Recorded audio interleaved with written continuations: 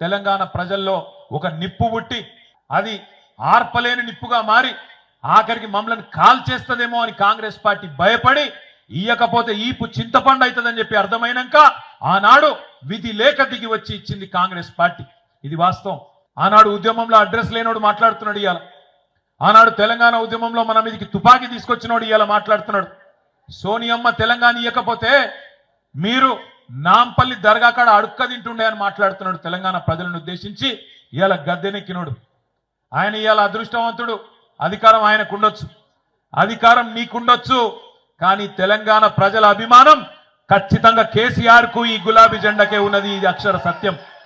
నువ్వు ఇవాళ అరిచేతుల వైకుంఠం చూపెట్టి 6 గ్యారెంటీలు అని చెప్పి 420 హామీలు ఇచ్చి దొంగ మాటలు నంగనాచి కబుర్లు చెప్పి ఇవాళ నువ్వు గెలవచ్చు. కానీ ఒక్కటి మాత్రం వాస్తవం బిడ్డ, ఏ రోజుకైనా ఏ నాటికైనా తెలంగాణ చరిత్ర రాసిన రోజు కేసీఆర్ గారు హిమాలయాల పర్వతమంతా ఎత్తున ఉంటే కనీసం నువ్వు ఆయన కాలి గోరికి కూడా సరిపోని పాత్రలో ఉంటావు అనేది అక్షర సత్యం.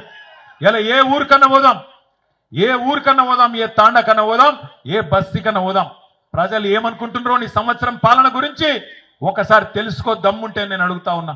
ఎక్కడ పోయినా ఒక ఆటో అన్నను కదిపితే ఆయన తిప్పుతున్నాడు, ఒక రైతునికి తట్టుకొని మాట్లాడితే ఎక్కడన్నా కదిలిచ్చి మాట్లాడితే ఏడుపు ఒక్కటే తక్కువ ఉన్నది. మహిళలను ఏమమ్మా ఎట్లున్నారంటే వాళ్ళు బాధలే చెప్తున్నారు. ఇలా తెలంగాణలో ఏ ఒక్క వర్గం, ఆఖరికి గురుకులాల్లో ఉండే పిల్లలు వాళ్ళు కూడా ఆత్మహత్యలు చేసుకునే పరిస్థితి.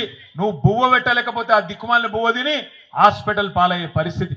ఇది ఈరోజు తెలంగాణ సంవత్సరం పరిపాలన.